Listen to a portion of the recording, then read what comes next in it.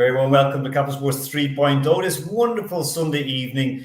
It's been a bit of a rock and roll weekend it's kind of last weekend, I guess you could say, of June, but we have another one coming up next week, so who knows what's going to happen then. So I am Alan Workhorse. I am your co-host for this evening. I have two brilliant co-hosts coming in. Well, one is a special guest, so we have to treat him like a special guest, even though he is a co-host with us tonight.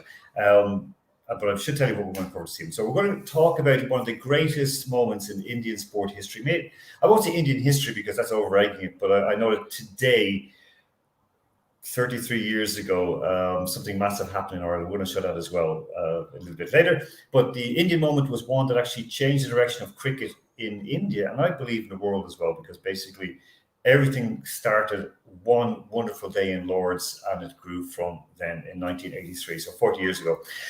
We are also going to talk about some football transfers. There's huge battles going on over the fate of Mr. Declan Rice, of course, the guy who pledges to one club or pledges to one country and then switches when it suits. Well, he doesn't want to leave the M25 zone in London, so it's going to be Arsenal or Spurs. They're doing two. He's going to go to maybe Chelsea, but they don't have money right now. And then we're going to have a chat about some other small little bits and pieces that are coming up, of course. One, of course, is the European players who are ruining US sports, because the number one draft pick in the NBA this past week comes from France. They basically call him a freak, and he is most likely going to change basketball as we know it. And also an Olympic-sized scandal in an Olympic-sized moment in an Olympic-sized city. This, of course, is Paris, where they're investigating some fairly serious wrongdoings that goes all the way to the top. Now, remember, we saw this in 1998 in the World Cup there as well. We saw it with Qatar with Mr. Platini and his son, and backhanders going here, there, and everywhere. This is kind of the same. So if we're all shocked by there's a bit of dodgy business in sports, then we're the fools, not the people who are getting the money and making money off it as well. So at that, I'm going to stop talking for a moment. I'm going to invite in my two brilliant co-hosts. And on my right, it's Jonathan Selfright. He is a journalist with Sports Star. I was getting it wrong already. And of course, on my left is, well, I'm pointing to my right, but he's on my left, Andrew Flint. And first, Jonathan, okay, I welcome you in from the most populous country on earth. That's official, more populous than China. I want to ask you straight away, what has today been like in terms of celebrations for India and, in terms of just like cricket around India, and sport in India and society in India today? I'd say this is, similar to celebrating the birthday of like a not a grandparent, but like an elderly uncle, who has been important at one point in time, but he's responsible for where the sport is right now. But the sport has also moved beyond it. Also, there's only a certain number of new things you can discover on the 40th anniversary of something. I mean, after 10 years, there's obviously something new. After 20 years, it gets less. I mean, there's less stuff to discover. After 30 years, you're kind of scraping the bottom of the barrel. And after 40 years, you're just kind of rehashing what we already know. But despite that, the fact is that 1983 was like a seminal moment in Indian sporting history, at least. And maybe even, certainly Indian sporting history, maybe even Indian history in a way, because the kind of dominance of, Indian cricket, of the IPL, the multi-billion dollars that we're talking about over here, all of that kind of draws its roots from what happened 40 years ago in England, when the Indian team, which was not expected to win the World Cup, won the World Cup in cricket. And it changed the way, it certainly changed the way Indian sport was directed. India wasn't always a, cricket crazy country. India had a very strong football team at one point in time. In India, as a football team, has beaten South Korea, which is now, one of the best teams in Asia right now. They won Asian gold. Even in 1982, they lost out in the quarterfinals of the Asian Games to Saudi Arabia, which was playing at the World Cup. They lost out by 1 goal scored in the final minute. India was fairly comparative across sports back then. In 1980, India won gold at the Moscow Olympics in hockey. So India was fairly competitive. Cricket wasn't really, like number one at that point in time. It certainly wasn't as dominant as it is now. India wasn't always, beating all these other teams. India was the underdogs even going into the 1983 World Cup. I remember there was, I don't remember. I wasn't around back then. Uh, but one of the English writers, one of the very famous English cricket magazines called Wisden, he famously wrote that I'll eat my words if India ever actually wins the World Cup.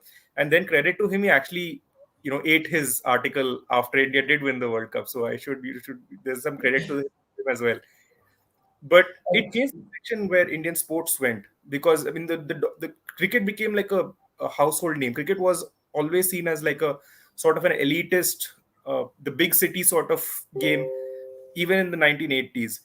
After the 1980s, I mean, you'll hear stories across the country of So back then we didn't have live TV, but we had radio. So radio, I mean, people saw that match on. I mean, they experienced that match on radio, and then video came in. Video was delivered like a few weeks later, and then people watched it, and people cheered because India didn't have a lot to cheer about back in the 1980s. We have to remember the 1980s. We had like a bunch of civil disturbances going on. Punjab was on fire at that point of time. There was a major insurgency going on in Punjab. Within a year of India winning the World Cup, a prime minister would be assassinated of by in the same by the same because of the same situation. So the World Cup came at a time, when we were stuck being losers everywhere. We weren't really winning anywhere. We were, things were not going great. Economy was terrible. We were at that time everything was looking great overseas. Afghanistan war was happening. There's all sorts of crazy things happening in the neighborhood, and then finally you had something to cheer about, and it shifted the entire momentum of India in a way. Like after that, after the 1983 World Cup, India decided, we're going to host the World Cup in India. India has never hosted anything of consequence before that. So then they had the 1987 World Cup in India. And after that, they started having more one-day matches. Like limited overs cricket means they shift from test cricket to limited overs cricket, which goes on to the T20, boom with IPL. So it's like one of those things where it's that the immediate the excitement of that moment has faded, but it's still extremely a significant moment 40 years later.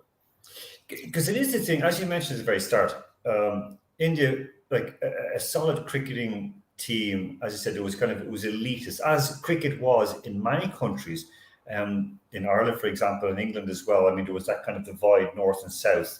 Public schools, right?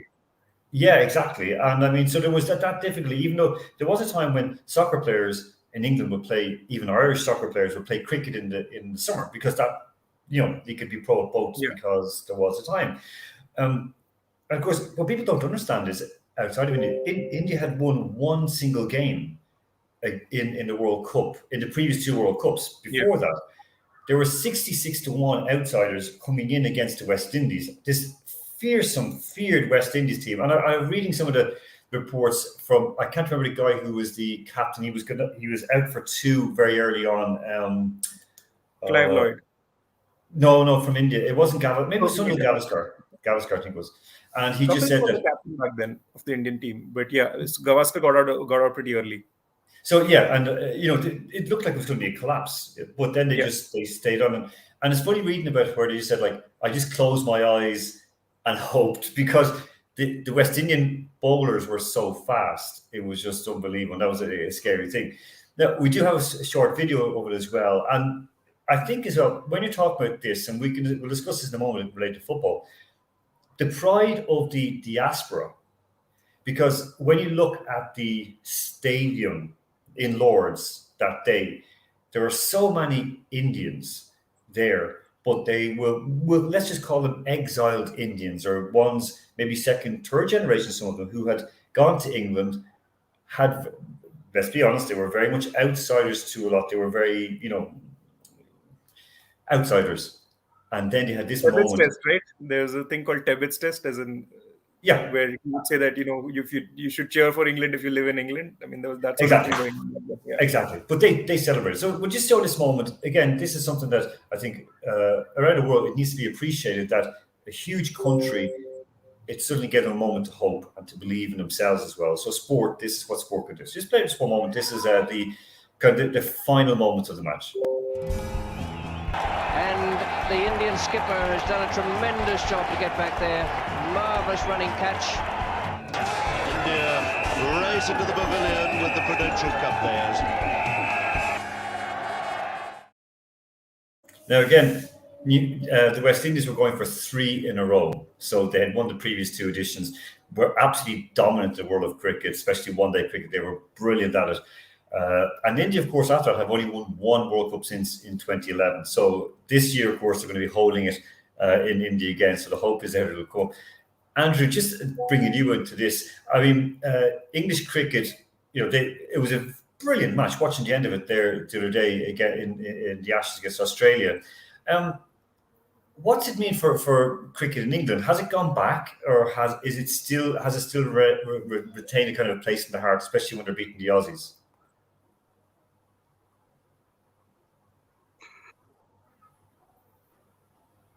Well, I mean, I have really fond memories of English domestic cricket in the 1990s. It was the stadiums were pretty full, and Sunday League it was just standard 50 overs.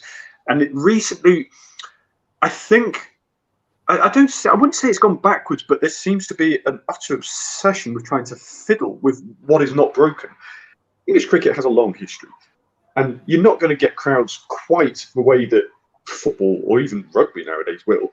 But the 100 competition it gets crowds in the short term, but it's never going to compete on any level with the sort of level that the IPL has, and it shouldn't try to be that. T20, yeah, it's a lot of fun. It draws in the families. But in terms of English cricket itself, I mean, with Brendan McCullum taking over, he's been a breath of fresh air. And I know he's not everybody's cup of tea. And I'm not going to say the phrase that most journalists in England absolutely hate that describes the aggressive style of cricket that England are playing. But for England to play an aggressive style of cricket is really, really refreshing. Well, you mentioned how terrifying the West Indies sides were in the 70s and 80s. India, clearly the outsiders in that 1983 World Cup final. I still remember the West Indies, even in the 1990s, they were terrifying. The pace bowling. England were the schoolboys who did their best to hold out. So English cricket at the moment, I would say, is in a confusing place, shall we say. Domestically, I think there's a bit left to be desired. We just need to unpack the schedule. There's 100 ridiculous competition, the T20 one-day competitions, the county championship, then the internationals. I mean, players barely play for their counties anymore when they're international players, and that's a problem. So the English team at the moment, I think, is going in the right direction, and that's got to lead the way. So that, I think, is going to start drawing in more crowds, as long as the organisers understand that, look, a flashy new competition for the sake of a flashy new competition is just not worth it. Cricket in itself already sells itself. And the Test series at the moment, the Ashes at the moment, the dramatic defeat, but it was dramatic. Drama. That's what we watch sport for, right?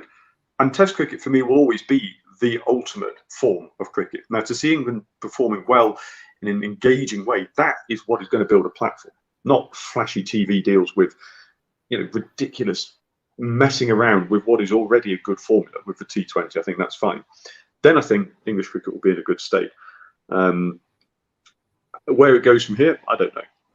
But okay. It's an exciting time. And look, let's be honest, it's moments that we watch sport for. It's what it does for you. I mean, Jonathan, you were talking about how much it meant to Indians in 1983. That would have meant the world to most countries if they had had that groundbreaking moment. That's why we watch sport. We want it to inspire us. And that, in a moment, English cricket is going in the right direction. So I'm happy. Just want us to not lose by 2 wickets next time. Okay, on that, I'll leave. That's before we move on from cricket on that to Jonathan. Jonathan, in terms of what we can expect from the World Cup, because I want to, when we mention football, we have a little thing to bring up in just a moment. There are sort of questions being raised about, for example, Pakistan wanting not to play in one city and want to play in a different city and so on and so forth. Just for example, how safe would it be for people traveling over to go watch the cricket in India? And should people go to watch the cricket in India? Because again, we all know India is an amazing place for tourism. Indian tourism in India is going up and up and up. It's more accessible from around the world. Should people be going there to watch the cricket? Will it be worthwhile? And what should they expect if they go? I think more than, should they go, people will come. As in, if the government, makes visa entry, easy, they'll almost certainly come. And it's very weird. This kind of, we have this very interesting love-hate relationship with Pakistan, especially, with when it comes to cricket. The players get along with each other. I mean, we have players hosting podcasts, like Ravi Ashwin, the Indian spinner, hosts podcasts where he has Pakistanis over on his show. Everyone, when Indians, went to Pakistan, I think in 2004, there was the series where India, returned to Pakistan after a long time. Indian fans went over there, and this was just 3 years after attack on Indian Parliament, and everyone was not sure how exactly it's going to go. This is 3 years after the attack on Indian Parliament. I think 5 years after we had actually had a war with them, and everyone just got along really well. It was like this this crazy moment where everyone is crying, and the Pakistani shopkeepers aren't taking money from Indian fans. The Indian fans are trying to force them to take money. They are not doing it. As in the same thing as in when they came over in 2011, so a few Pakistani fans came over to Mohali, especially in Punjab. Is this very crazy love-hate relationship the two guys have, because they're both essentially, at least in the Punjab part of India, they're very similar people in the they laugh at the same things. They have a very similar sense of humor. They speak the same language. So if Pakistani fans come over, they'll get along fine. As in, I have no doubts about that.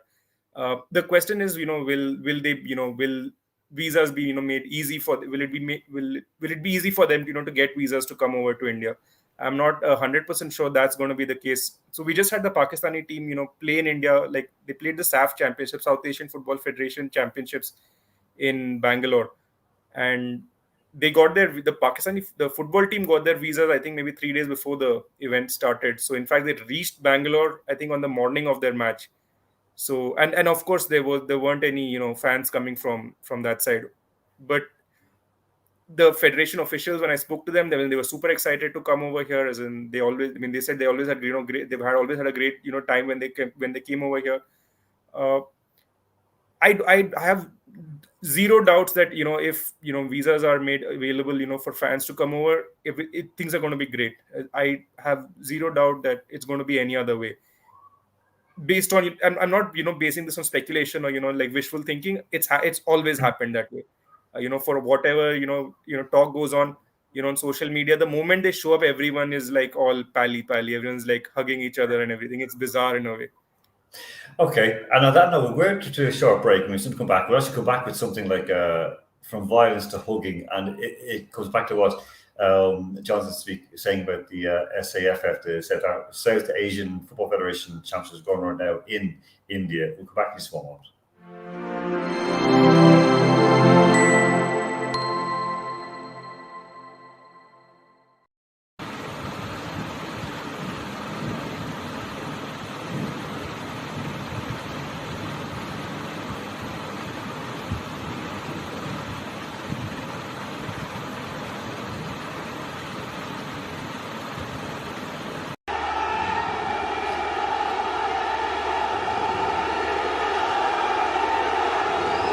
That was a little unnecessary, one thought.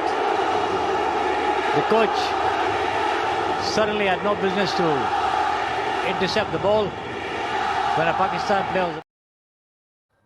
And that, of course, was caused by Igor Stimats, a former colleague of mine, not a friend, but a colleague, and we know each other very well, who reached in and stopped this throw being taken. Now, of course, India went on to win 4-0. Sunil Chetri joined the century brigade in terms of goals.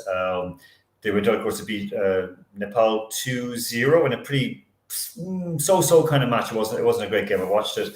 And they're playing Kuwait. Of course, Igor was banned for the last match, but he'll be back for this match against Kuwait. That means, excuse me, India are into the semi-finals of the SAF. John, how important is this for India? Because, of course, they've been on a great winning run at the moment. Tell us how Indian football is getting on, and just the developments, especially under a Croatian coach who, in Croatia, many people kind of look down upon because of his involvement with Hajduk, and then a not great involvement with the Croatian national team, a job that I actually messaged him and told him not to take, but that's a different story. So how is it going on with Indian football right now in the national team? So in fact, when Stimac, tapped the ball away, there was this moment where he winked at the cameras right after, and it was kind of this knowing wink, because you know he's always having to struggle a little bit even with India itself, because when he came to India, and I remember there was this Twitter thread where there's someone from Croatia saying, don't do this, you're going to make the biggest mistake of your life, and every Indian who didn't really follow, even people who didn't follow football took it at face value, like, oh my god, Croatians are saying don't take Stimac, it must be terrible, despite the fact that Stimac was obviously the highest profile name to come to India as a coach in a long time. So for Stimac, it was probably something that he had to do, isn't like he had to show that he's more loyal than more trustworthy than Caesar's wife, as they say. He had to show that he's more than Indian than even Indians themselves. So because he's before the SAF championships, as in he had said that the national team should be the priority, not the ISL, and these are like things that could have the potential to get him in trouble. So I can sort of see why he there's at least a motivation for him to to do something like that. And to be fair, isn't the fact, the Pakistani football team were severely hamstrung in this match. They came in on the day of the competition. I think they landed in the city, as in on the day they're supposed to play their match. They were flying the night before. They're about 100 points, 100 ranks, below India in the FIFA rankings. It should, and their goalkeeper, as in their players are got from all over the world, because they've got an overseas players policy. They can pick players from across the world. India doesn't have that, but they have like some really good players. Esa Suleiman is I think is a former England U20 captain, if I'm not wrong. But they never played with each other, so there's there's a lack of coordination between them, and you can see that in all of Pakistan's matches. There's very simple, basic mistakes which they're making. So India is always favored to beat them, but even when India beat them, it didn't matter that this is a team that's 100 places, not 100 but 90 something places below India in the FIFA rankings. It's like you beat Pakistan, so that's like a little boost of enthusiasm the team gets.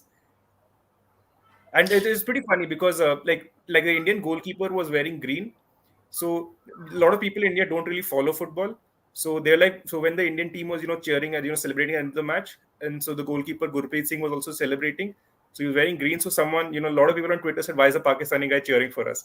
Because he's wearing green, which is the Pakistani jersey. But yeah, one thing with Igor is, if you've met him, Jonathan, he's a huge man. He's around 6'4". He's around 1.90 m something high. He's wide, and it's not wide fat. He's wide muscle. Like, when I was standing beside him for a photo, and there was, say for example, in Ireland in 2004, and I always said he looks like Gladiator. That's what he looks like. He's just big, strong man, fearsome. You do not want to mess with him. I've seen how he will terrify people. This is a man who was a captain of Derby County back in the day. He played for West Ham. This is a guy who's fearless. He's lived through war. He's absolutely not fearless. There's, he's had his own kind of like issues personally, but at the same time, if you want someone in the trench with you, he's the guy to be there. And he's on a good run as well. If you look at what he's been winning with India as well, he's won this championship now. 2 years ago, he won the Tri-Nations. He won the Intercontinental Cup this year as well recently. And the Indian team is on quite a good run this year as well. They're unbeaten in 2023. How far do you think Igor can take them, Jonathan? And then I'm going to move to Andrew with the next question. We're going to see how he does in the SAF championships, because we got like some tough matches coming ahead. We got Kuwait, which is probably going to be one of the the stronger teams, fairly competitive in West Asia as well. We're going to actually have a better idea of where things stand after that match, because all the the teams we've beaten so far, the teams we're competitive with so far, they are generally teams who are ranked well below India, as in international rankings. Of course, India shouldn't be where it is. Like, there's no reason why India should be 100 in FIFA rankings. I mean, we're obviously a better team than that. But until you start playing these, higher ranked teams, that's when you're actually, the teams from, like I said, like in fact, when we started this show, as in, I was comparing the fact in 1983, as in, where Indian football was, and even 1970s before that, where we're competitive in Asia, we're competitive with like the strongest teams in Asia, and now we're a long way behind. We're a long way away from that. So I think we need to be a little more realistic with with what Stimac can do. He's obviously going to try his best, as in we got the Asia Cup as well. I think we need to be a little bit realistic about it. Otherwise, we would tend to get carried away with these sort of results, like within the SAF championships, like against teams like Pakistan, and it's going to create this sense of false optimism before like some of these really tough matches that are ahead for us. Okay, I mean, when you mentioned tough matches to compare, of course, they're going to be playing in the King's Cup in September, which will be in Thailand, I believe. It's in Thailand. I don't know whether it's in Bangkok or Chiang Mai. It's in one of the cities. And they're going to be up against, I know it's either, is it Iran or Iraq they're going to be playing in that? Not 100% sure on that. Okay, I know it's either Iran or Iraq, and I should know this, but they're substantially higher ranked. Andrew, on this, you're a lover of world football, and you're looking at Asia. Just for Russia, should Russia be really pushing out towards this? Because if you look at the atmosphere, the absolute love for it, and the way that Indian football is building, like for example the Kanti football as well, where they're actually putting into certain regions in Madhya Pradesh and so on. Do you think that they should be, Russia should be looking at this as well and say, look, Asia is where it's going to be? I think it's definitely worth thinking about, because there's so many levels to Asian football. At the very top level, you've got teams that are really competing at a World Cup stage. Iran are regularly in the top 20, 30 in the FIFA rankings. And depending on what the cycle is, the likes of South Korea, Japan, they go through phases of being really, really strong sides. And of course, Australia being in the Asian Confederation now. I mean, for me, it's fascinating to see these. I don't want to sound disrespectful by saying a sub-tournament, but these smaller tournaments, concentrating teams, giving them a real competitive edge, which I hope for the likes of India will give them a spur to the next level.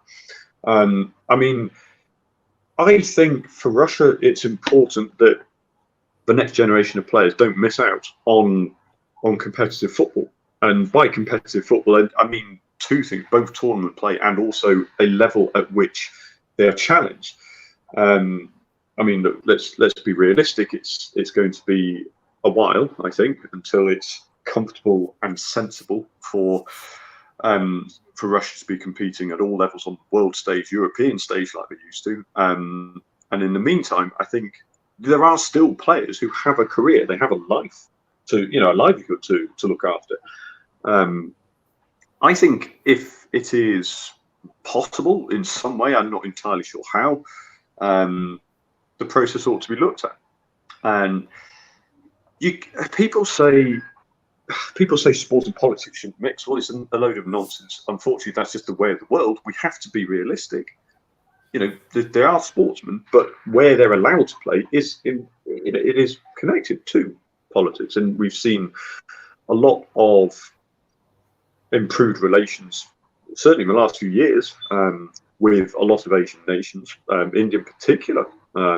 So I think it makes sense, but it has to be competitive.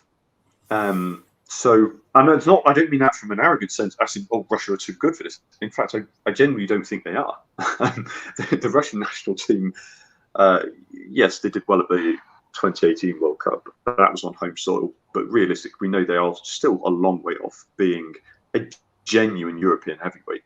And I think for everybody involved, it would be not just interesting, but perhaps necessary. Otherwise, you're going to have a whole generation of players who will be disenfranchised with the sport, and that could, if it drags on into a second generation, have a knock-on effect on young players, What's the motivation to really to come through? I mean, like, without going too personal, around here, there's a really strong youth football atmosphere around Tumen. We're in a lower level, but we have a good regional sense. There are a lot of regional tournaments for youth football. What are those youngsters going to do? Are they going to stick around with football? Are they going to drift into hockey, which is far more popular in some cities, at least? The interest is important. Jonathan, what would be the interest at the moment in Asia? Because we've spoken to people before about this from Asia, from Asian countries about it. And I did a survey on it, and everyone, like almost everybody was like, yeah, fine, we would need certain conditions, but they were all open to Russia coming in. What would be the general feeling in the sports fraternity in India, football fraternity in India, for Russia joining the Asian Football Confederation? Again, like, I think at least in football, people would be neutral, because it's not like India and Russia are competing for the same things. And let's be realistic over here. Russia is a lot stronger team. In Europe, obviously, Andrew was saying that Russia isn't very strong in Europe, but it's certainly stronger than India. So, I mean, we're not really competing for the same things. What the fact of Russia coming in, to say something like the Asian Games or something, that might be a little different, because then Russia is competing for Olympic sports in. Certainly not football, but maybe other sports. Certainly other sports. Say Russia comes into wrestling at Asia and tries to qualify for Asia. Suddenly the Asian qualifiers become a lot tougher than they ever were. I mean, they by magnitude, they become tougher. Mm-hmm. In football, I don't think there would be any real issue. As in, I'm curious whether there might be concern from other countries, especially because when you're having domestic professional teams, you get to pick certain players from Asia. I mean, like, you're within your continental confederations, you're allowed to pick one player from there, and maybe countries which tend to provide a lot of players. We get a lot of players from Japan who play over here. That might be an issue, but overall, I think people would be pretty neutral to it. I don't think they would have any strong opinions. No, we have to keep Russia away. It doesn't make any sense in a way. Kazakhstan is not it doesn't play in the Asian group for whatever reason. I mean, it doesn't make any sense. I mean, Kazakhstan certainly more Far East than Russia. I mean, or at least as Far East as Russia. It doesn't make any sense why one country can how that was decided, that Kazakhstan is playing in Europe, but Russia. But Kazakhstan is not playing in Asia, but Russia has to, or whatever. I mean, we look at like Palestine, Lebanon. Lebanon would be, of course, in the SAF championship. Israel aren't. Israel are playing in Europe, so it's even in the Eurovision Song Contest, Australia take part in the Eurovision, so it's a big praise. But one thing before we move on from this, one small thing before we start talking about football transfers, there was a kind of a nasty outbreak of what has been alleged racism in two friendly matches, and one of them pertains to the next opponents of India in the SAF to Kuwait. They were playing a friendly in Austria. Another 21 friendly. Ireland were playing Qatar, and then Kuwait were playing New Zealand in a friendly warm-up. Both matches were basically called off because of some things being said, and Ireland basically walked up because one of their players was being abused, and New Zealand didn't come out for the second half. There have been accusations thrown each way from rough play, from bad behaviour, and so on and so forth. But this is just a small little video of what we're trying to make sense of what happened here with the Kuwaiti player and the New Zealand player. Because the New Zealand player that has sort of claimed that he was abused was actually away from that moment. We'll see what happens now. It's been sucked in on a couple of occasions just recently. Didn't look to be much in that. Didn't look to be much difference between that and the Max Mata foul before, and Abdul Razak getting in the face of Michael Boxall. He'd be well advised not to do that. Something's happened here that really got the backs of the New Zealanders up. A real flashpoint. Now, I've spoken with some people in both Kuwaiti and New Zealand sport in the media, and they said that there was things being traded both ways. That's what they both have said. Things being traded both ways. have you heard anything extra on this, Jonathan? Has anything come out, like, since Kuwait are now in Bangalore? But wasn't the New Zealand thing, was it with UAE, if I was not wrong, rather than Kuwait? Oh, sorry, it was. Did I say Kuwait? It was. Kuwait were playing. Well, sorry, I got mixed up on. My apologies. I thought it was. It wasn't. Was it Qatar? Qatar, yeah. Qatar. Sorry, I got mixed up. It was Kuwait and Ireland. My apologies. Has there anything more come out in the ether? Because in Europe it's gone very, very quiet. They've just said they're leaving up to UEFA. Has anything come out in Asia about like this, because it is an Asian team? Sorry. Nothing. It's nothing's come on beyond it. Beyond what has happened over there. And it's kind of a bizarre thing, right? That the team walks off at halftime leading 1-0, and it's just everyone's just moved on from that. But certainly, nothing is built up on that. Yeah, my point. I mixed up. It was Kuwait and Ireland and Qatar, and because I know two of the Kuwaiti players are actually in India. That's why it was in my head. They got called up. So it was not on. Okay, we're going to move straight on to football transfers. And Andrew, the battle with Declan Rice, we'll leave that for a moment, because of course Bayern Munich, according to German media, have said they are now looking at Frankie de Jong. Of course, he's playing now with Barcelona. They're looking to try and sign him. And Liverpool, United and Chelsea are looking to get Victor Osimhen. Is he a good fit for United? Is he the guy that United need to lift him up and place to the table? In the sense that he's an informed striker, you could argue yes. Personally, I don't know if he is the type that Erik ten Hag would want. Now, look, if you say to me, look, here's Victor Osimhen, we spent the money and we brought him in for you, I'm not exactly going to be unhappy, and I'm sure he has the drive and intelligence to adapt, at least partially. The name that everybody keeps saying that makes sense for Manchester United is Harry Kane, for so many reasons. And you know that because he's played in England his whole career, he is a world-class finisher. There's no question about it. He's become a very all-rounded player, which definitely does fit Erik ten Hag a lot more. You've seen him drop deeper. He can be a bit of a playmaker at times. Very unselfish, very hardworking. Harry Kane is a figure that would fit, but we know that Tottenham are notoriously difficult to deal with under Mr. Daniel Levy, so I don't think there's anything happening there. Realistically, I think Manchester United are going to struggle to get the right striker in for basically the reasons you mentioned. Osimhen is hot topic at the moment. He's arguably one of the, if not the most sought after and technically available strikers in Europe, in the sense that Napoli simply aren't as big a club as the very, very top tier. You flash 100 million euros in their face and they're going to be tempted.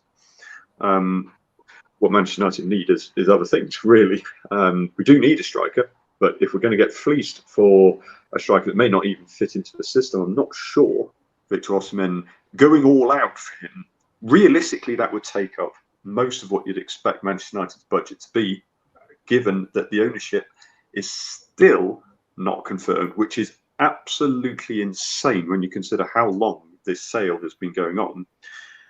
It leaves Manchester United at a disadvantage. So would I complain? No. Would he be right? I'm not sure. Okay, well, I mean, Osimhen, he's come a long way. He's done very, very well in Italy.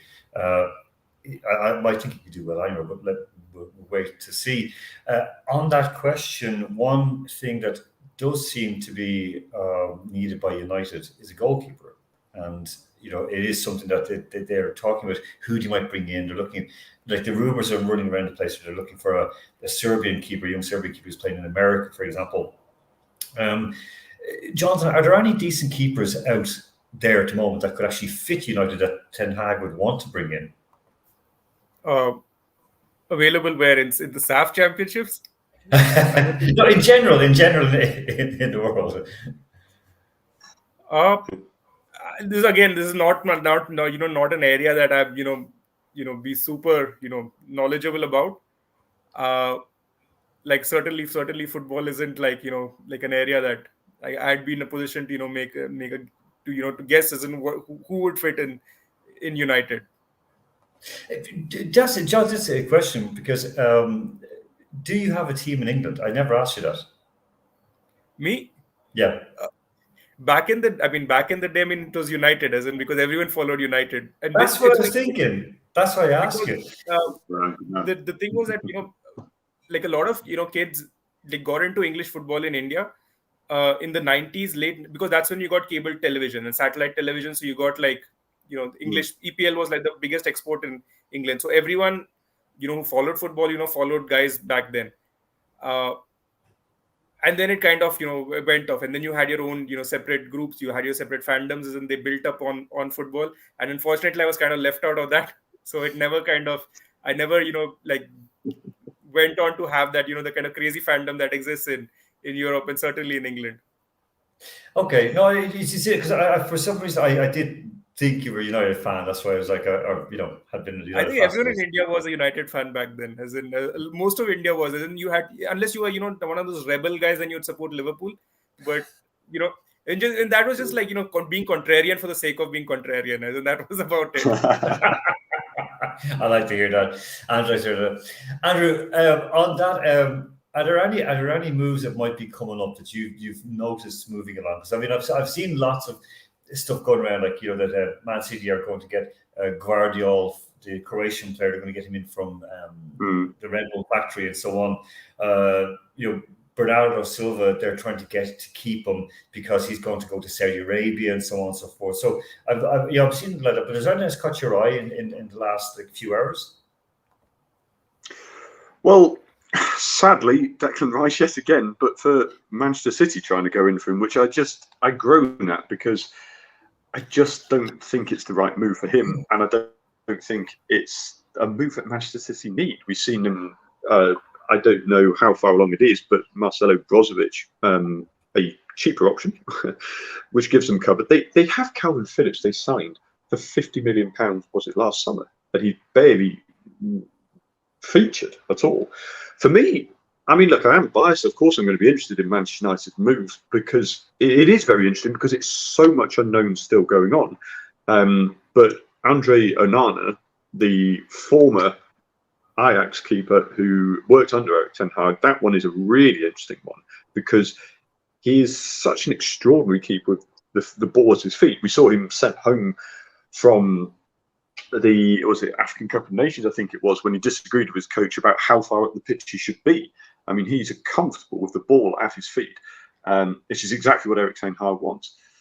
In terms of other interesting moves, Brighton have always fascinated me. They seem to have just got the most innovative scouting setup the last few years, and they moved very, very quickly to bring in Mahmoud Dahoud from Borussia Dortmund. He's had a bit of injury problems, so he's officially signed. They've sold Alexis McAllister to Liverpool. They already had this planned to move in, and this still leaves Moises Caicedo. Now that's the most interesting part, I think, of this summer transfer window. He was very close to signing for Manchester United a couple of years ago before he arrived at Brighton, and given how awkward Chelsea are being, surprisingly so, with Mason Mount. Mason Mount has said he wants to move to Manchester United, but Chelsea have rejected 3 bids already. The latest talk I've read is that Manchester United might go back in for Moises Caicedo, which would be an extremely exciting signing. Expensive. I expect him to cost at least 100 million, and that's the price Brighton have set. That's the sort of signing I don't mind Manchester United going all in for. And that gives Brighton an even bigger transfer budget. Not necessarily the entire transfer fee. They're sensible. They reinvest it well. But I want to see what Brighton do next, because the next young player they pick up, you can guarantee they have scouted him so well, he's going to be something special. So it's a bit of a merry-go-round, but Caicedo is the one I want. All right, fair enough. We're going to have a very, very short little break and come back to speak about 2 quick things. One, the Olympic scandal in Paris, and of course then wrestling with big issues in India.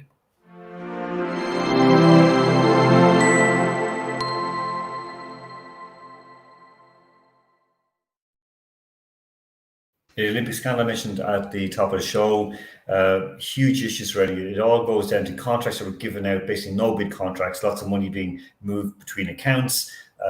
Offices were raided of companies related to people who were involved with the Paris mayor and so on. So this is a mayor who has been to the forefront of saying that we need to ban not just Russian and Belarusian athletes and officials, but also Russians and Belarusians from coming to watch the games. So she's kind of like cut the sticks to beat her own back with, and it could be a bit of a problem. Jonathan, I mean, the Olympics are huge for India. They mean as much or more to India than to most people understand. Has there been much noise in India about this scandal, which has been kind of blowing up this week in France? Not really, as in the sense that the Olympics are such a big deal that regardless what happens, as in who's taking money from whom, as in we kind of accept that that's going to be the norm now, in at least in any big ticket events, as in if a major event where there isn't some sort of underhanded dealing, or money getting exchanged to buy votes, it probably it feels like it's not they're not putting enough effort if they're not doing something underhanded that way. In India, as in the Olympics are extremely important because they're sort of validation, they're international validation, which India's especially since we haven't won a lot of stuff at the Olympic level, so getting an Olympic medal is extremely significant. I don't think the stuff that's coming out of Paris with regards to all the sort of the money that's being exchanged over here, that's going to affect how important the Olympics are in terms of preparation, how much the Indian government is doing in terms of how much they're spending to get athletes ready for something like that. The Olympics are bigger from an Indian perspective because they mean more than just like a games. It's extremely significant for us, like you had mentioned.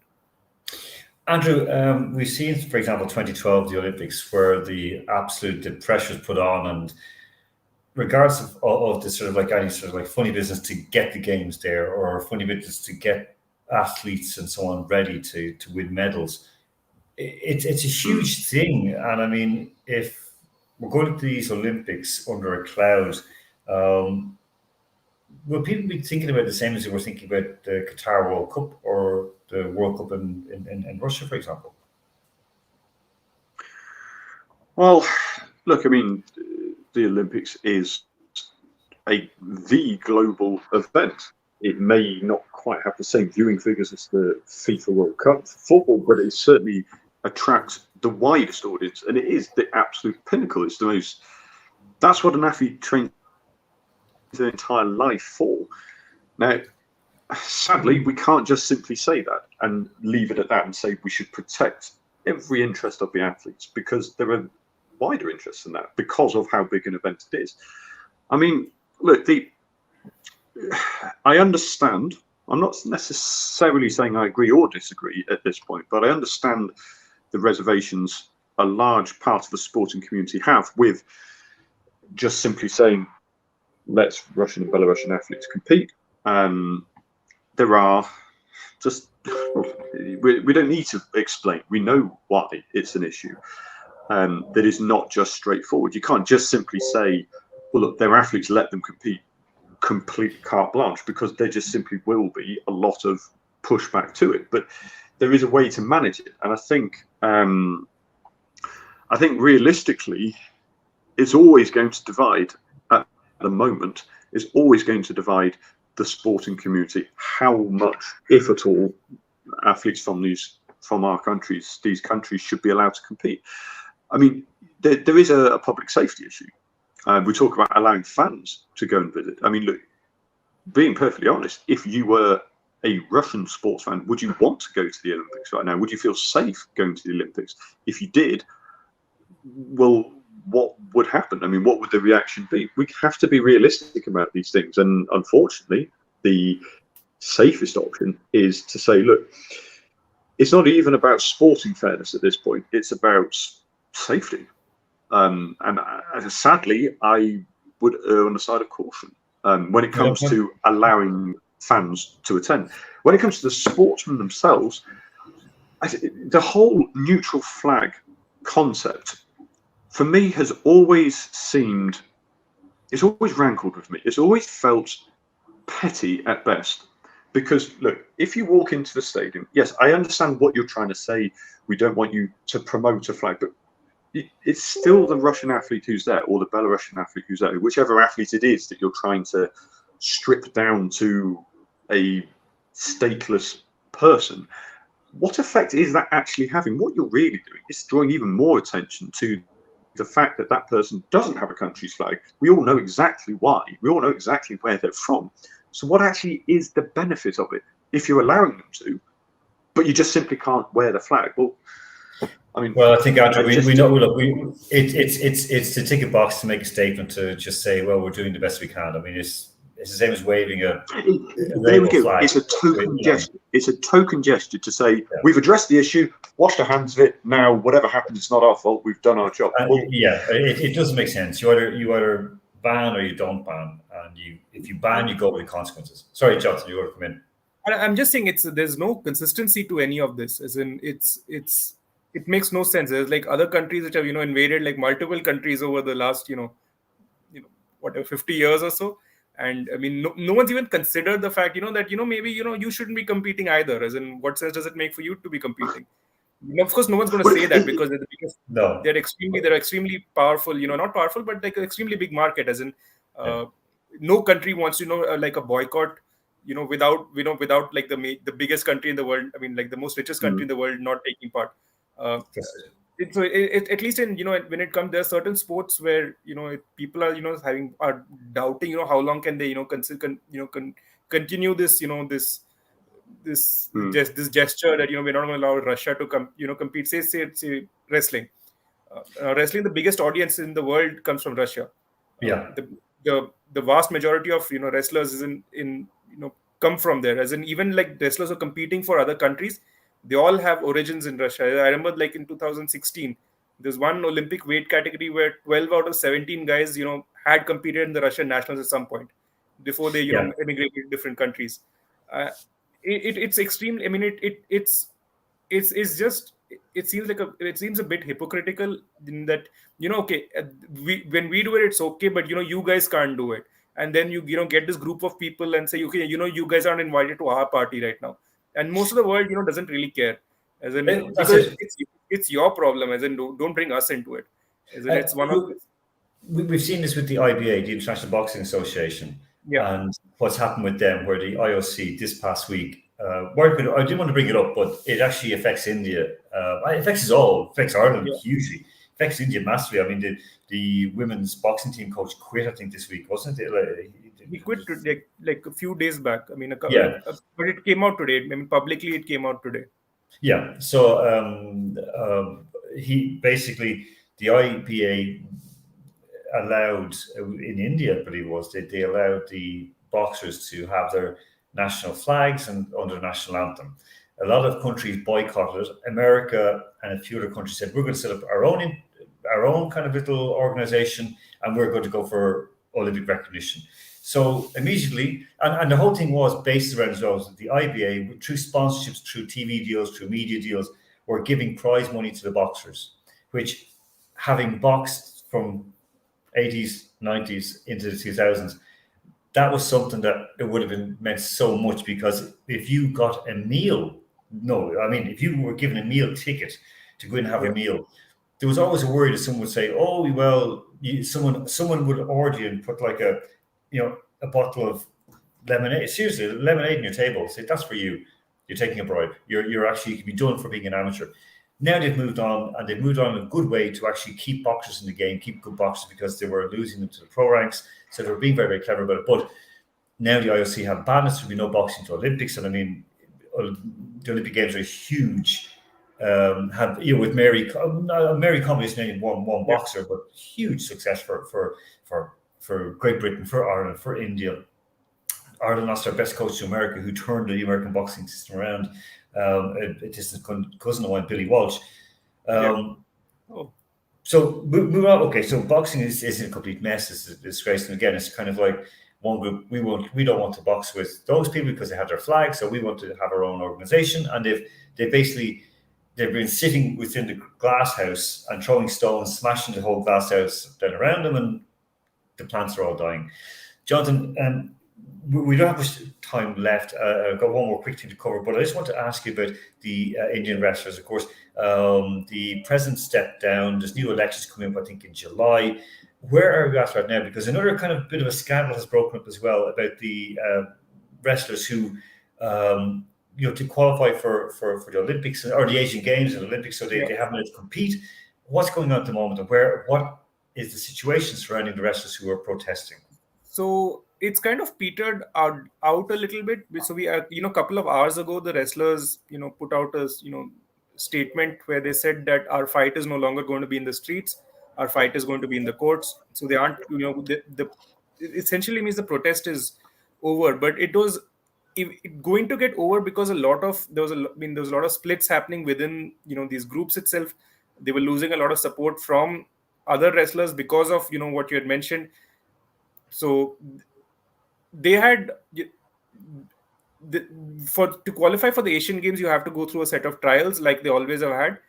And because these wrestlers are protesting on the streets for 3-4 months, they felt that they weren't in good enough shape to compete for that. So they asked for a little bit more time. But what the government did is they said that, okay, like everyone else competes in one trials and the winner of those trials competes against these wrestlers, which on the face of it is completely unfair. As in, why would you ask one set of guys who didn't protest to compete twice and compete multiple matches in those 2 days, and the guys who did do the protest, they only have to wrestle once. So it was on the face of it extremely unfair. They lost a lot of support because of it. I mean, now they're saying that they never asked for separate trials, but that's essentially what's it's come down to. The biggest part of their argument was against the former president of the Wrestling Federation of India. There was a minor who was allegedly the victim of abuse, and she's withdrawn her argument. Her father later on said that it turned out that she wasn't probably a minor. So that's another story in itself, that there's a lot of age fudging that goes on in India. So apparently she had a couple of birth certificates. So so that was one of the things. And the father said that, I kind of was upset because she was cheated in one of the trials. So I wanted to take revenge on this guy. So this is why I did it. So again, like it depends, as in the fact that, these guys were under a lot of pressure for a lot of days, as in there was enough of, whether or not what the dad was saying was true or not. The fact is that it took a long time for, her statement to be recorded. Eventually the statement was withdrawn from these guys. So the biggest part of their argument kind of fell away after that. So that left, that left 6 people who still had made complaints, and that court case will still go on. But because the child abuse thing was removed from the argument, so there's no longer an immediate way to arrest the guy. So then it goes through the court system. That brings out its own thing. There's going to be an entire, long drawn out process. The wrestlers are I think they've sort of made their peace with it because they are, and the government also is sort of, sweetening the deal, because there's no reason the government would go out of its way to, say, oh, you know what, like everyone else can compete as much as they want. You guys need to compete just once. So it's kind of making the deal a little sweet for them. But because of that, everyone else is now up in arms, like, what the hell just happened? I mean, you guys did exactly what you guys were, protesting against. You guys didn't want any special favors. Now you're getting special favors. So it's kind of petered away from the kind of movement it was meant to be into something very petty. So the court case will go on, and these guys are, will try and qualify for the World Championships or the Asian Games.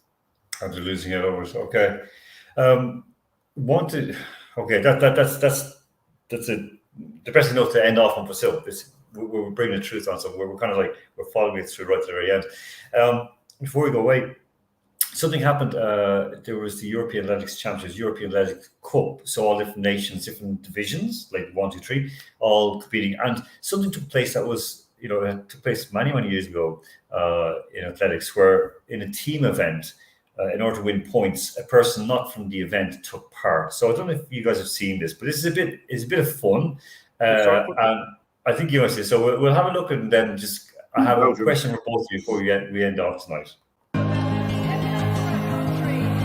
Look at that 1 point for Belgium in their quest to stay in this division. One woman that's really going the extra mile to help her team.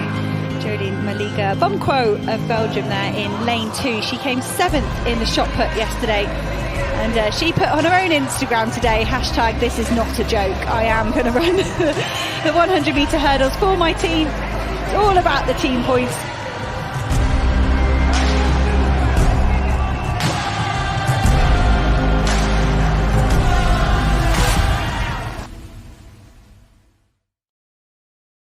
Now we enjoyed that because luckily they sped that up because it was very long. So, Julian Bomquo. Question on that. I'll ask you, Jonathan, then ask Andrew. We'll say goodnight for tonight. Jonathan, that's what sports is about. She did it for the team. She knew she wasn't going to, win, and she just did her best. If I was her, I'd have just knocked over the hurdles. That would have made it easier and quicker as well. But she did her best. How important is that? Because a lot of kids look at that and kind of go, she didn't humiliate herself. She actually came out of it a heroine. Absolutely. And it's kind of weird because I don't know what this says about me, but I can think of at least 2 incidents where, guys who weren't supposed to run the hurdles ran the hurdles. So there was this case, I think 2011 World Championships. I think there's a shot putter from Samoa. And he did something. Yeah. He did something similar as well. And there's obviously there's a viral video of a guy in the Chinese university championships where he's not jumping over any of the hurdles. He just runs through all of them. And he runs all the way through and he smashes all of them. He finally runs into someone else's lane as well. And the funny thing is that I don't know who won that race, but I remember this guy. I don't know who won that 100-meter heats with the guy from Samoa, finished in 14 seconds. But I still remember that guy. And we're going to remember this lady as well. It's a memorable, performance. And it shows it shows teamwork. She's letting herself potentially look silly, but she's doing something for her team, and she's putting herself out there. It's pretty cool. These are the kind of things that you want to where that you're not going to win, but you still compete anyway. That's it. And it's something again that I think is kind of inspiring because. She came out, she was like, I'm going to get 1 point. We're going to stay in the division. She's a national hero right away, a national heroine right away. Before we went, Andrew, of course, we have a video of that, the struggle out to Valo. And I think, as far as I remember, it's not here, but I think he was only 17 years of age when he ran this. So I'll share this with you. I hope you'll see it. And I'll just, it's definitely worth. I say it's from, as you said, it's from 2011 and from the 100-meter sprint. So he basically had registered for the competition, but didn't get in time for shot put. But of course, then he goes, okay, you can run the 100 meters because there's a certain from small nations you're allowed to qualify without having run a time. So this is the story, and I think you see it now. So we'll enjoy his 15 seconds of glory.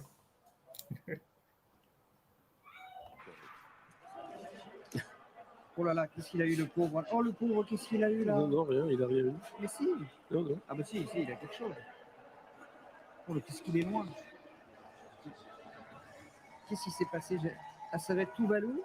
Oui, c'est Tuvalu. Il est parti comme un marathonien. Bah oui, mais je pense qu'il a un petit peu d'embonpoint.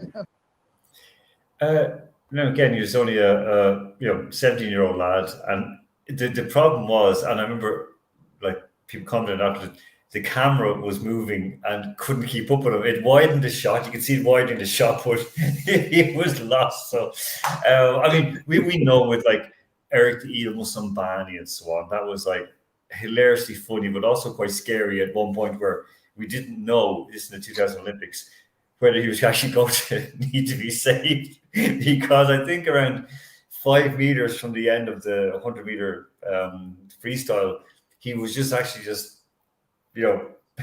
he wasn't moving forward anymore. He was moving down in the pool. And I was watching Ireland, the commentators going, I think someone has to get in and help him. So, like, something's wrong. You've got to be careful now. Yeah, you've got to drown. Andrew, I mean, is this a nice thing to end off our show tonight? Something positive? Is this a good thing? Something we should be proud of? This is what sports really is. Well, absolutely. You've got to be able to take part and feel unashamed. No matter what happens, you've taken part and people are proud of it. I'll be a sourpuss for 2 seconds. The Belgian shot putter turned hurdler, her entering that race, earning a point for Belgium. How? I mean, it's not exactly earning it in a genuine, true sporting sense. But that doesn't matter. That doesn't matter purely because the conditions she entered it, she knew what it would do, and she put the right smile on her face. And nobody was laughing at her. You can guarantee the way she dealt with it, her personality, not hiding away, putting it out herself. Nobody was laughing at her. Everybody was supporting her. And that is basically what it is. I tried a new sport for the first time a few weeks ago in Moscow, and my word, I was absolutely awful. I was terrible. But, bit by bit, other people who were far more skilled, far more experienced, gave me a few tips. And I thought, well, okay, I'll try this. And by the end of the first one and only session I've ever had of this sport, never having watched it before, I thought, I kind of like this. More than just kind of like it. And somebody might watch that and think, you know what, I'm going to give that a shot at my school sports day. I won't hide away from it because I'm embarrassed because what my classmates might say. And they might actually be okay. And then they might get a taste for it. They might enter. It might not be that sport in particular, but it might lead to another one. And before you know it, in a few years' time, they could have got a whole lifetime of pleasure out of it because of an example. Who knows? That's it. That's it. I think we this is why we're here tonight speaking about sports, because it's something that it's like golf. You go out and you for example, when I go out, it'll take me 105 shots to go around a par 72 course. But there's one shot I'll hit, either a drive or a chip or even a putt. And I think, how should I do that? That was brilliant. And I'm desperate to recreate that buzz, that delight, that absolute thrill I have from like seeing a 250-yard drive down the fairway thinking, was that me? Did someone just like step up and hit the ball beside me? Because that's not me. I can't do that. But you do it, and it's basically like heroin and drugs. Yeah. Sport is a drug. It's just not to be it's a drug. And it's a drug that we can all share. It's a drug that we can make it as unhealthy as we want. We can make it as healthy as we want. But the most important thing is it's something that unites us. And I think we started off this when we're speaking about how India came together as a nation. How then, as you mentioned the last time, Jonathan, about how there was, when India were playing against Pakistan for the first time after the conflict, it just kind of, it worked. And the same, Ireland play England now in soccer and in football or in rugby. And it's like, yeah, you want to beat the English. But at the same time, it's kind of like Irish people should be supporting Manchester United and Liverpool. So there's that kind of thing where, yeah, we understand where it is. So once the conflict stays on the field or in the ring or on the rink, then we're actually winning. And that's where sports is going to bring us all, I believe, in the end. So on that note, I'll say thank you very much, Jonathan Selvaraj. Brilliant having you on this evening. Andrew Flint, as wonderful as always. Thank you so much. To all of our listeners and viewers as well. There's lovely comments coming in as well. Thank you very, very much. And gents, have a lovely week ahead as well. Thank you. See you next time, boss. Okay. Thanks, Alan. Thank you, guys. And on that note, I'll say one more time, my name is Al Moore. Say good night to you all. Take care. Arthur, who is over in the States, Arthur, thinking of you, send you a big, big hug and a high five as well. So you take care of yourself and stay warm. Stay in the sunshine out in California as well. And I know that one of our friends in Veronish, which of course captured yesterday, they're watching and they've been sending in funny messages. So I'm not going to read them out because I get us all into trouble, especially them. So guys, thank you very much. And I know nothing happened there yesterday. I do know that. Don't worry about it. So until next week, same time, same place. Take care of yourselves. Take care of each other. And we'll see you all very, very soon.